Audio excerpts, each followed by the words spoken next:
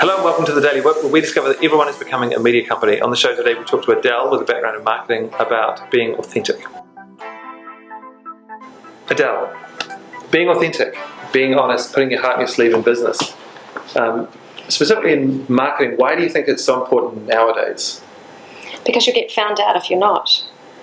We all have smartphones, people can take photos of a company not being authentic or not being honest and just post it online, and we've all seen many examples of this happening, so you just can't get away with it anymore. You can't get away with it.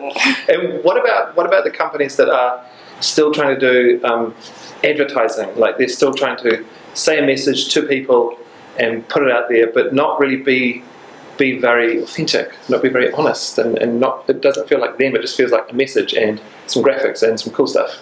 Yeah, there's a good example on TV at the moment. Richie McCaw is fronting it. Yeah, that doesn't seem very authentic to me. It seems really desperate. Please like me. No, we're not the bad guys. Yeah, I'm kind of amazed that people still do it. You know, fix the problem at the source rather than trying to have a campaign to fix something. A campaign won't fix anything. Yeah, that's a good point. And do you think that there's a lot of change happening because of how people are now consuming stuff? So they're consuming it on Instagram, Snapchat, Twitter, Facebook, all these places where it's immediate, there's lots of it, and lots of that content is being produced by their friends and people that they know, which looks very real, and then all of a sudden a sponsored post comes up and it just looks overproduced and too perfect, and you don't know who the hell's behind that company. And are you seeing that? Are you seeing that is part of the push towards being authentic? Yeah, or is it people are just tired? Yeah, I think so. I think we're all humans, and so we want to relate to another human being. I don't want to relate to, or I can't relate to something that's overly produced. Having said that, it doesn't mean that something that is homemade isn't beautiful and funny and engaging. I mean, like all of the How to Dad series, and they started off as being he was just doing it by himself, and it's hilarious, and it shows a personality and a sense of humour, which is really important, because at the end of the day we're all people.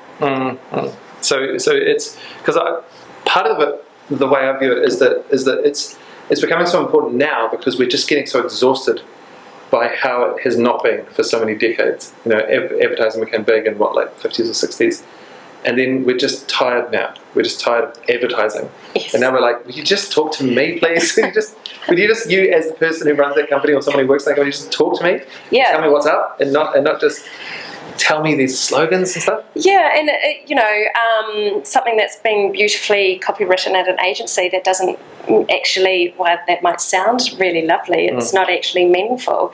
I'm so sick of weasel words in marketing. That doesn't mean anything to me, and it's certainly not going to get me to buy a product. Can we hear some examples of weasel words? Because Gemma loves weasel words. Oh yeah, she does. Do you know what?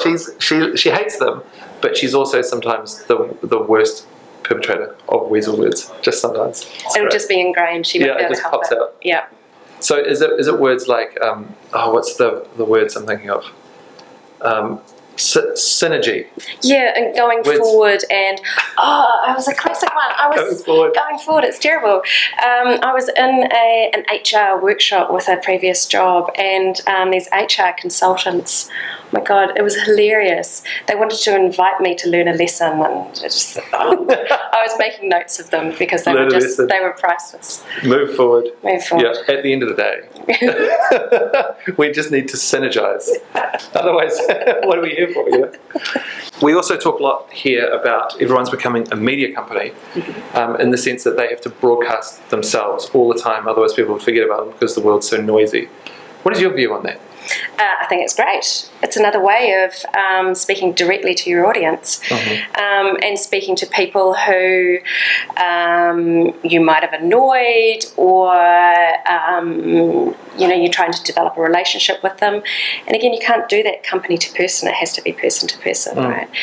And it's a great way to be able to explain a situation too.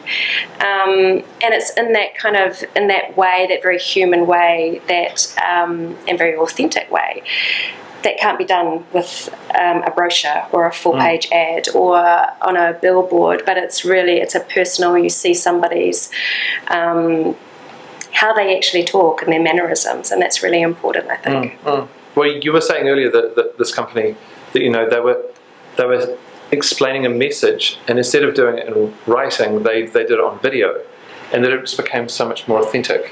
Completely, and they got great feedback about it because people then understood. And remember, everyone is busy and there is so much noise going on, so how often do you ever get to sit down and properly read something where you take everything in? You don't do it very often. If anyone actually reads a newspaper anymore, you just skim things, right? You just skim a few sentences. So to really understand a concept or something that's happening, I think it's great to be able to sit down and explain it in human terms. This company had invited questions on Facebook, and so then the chief executive sat there and answered them all, and answered them in a really good way, and in a way that invited these questions. So often companies, if they're having a tough time, they'll just close the door, close up shop, and it's the worst thing to do. So instead they opened the door and showed the personalities and really explained things really, really well. That's good. All right, well, thank you, Adele. Pleasure. And we'll see you tomorrow.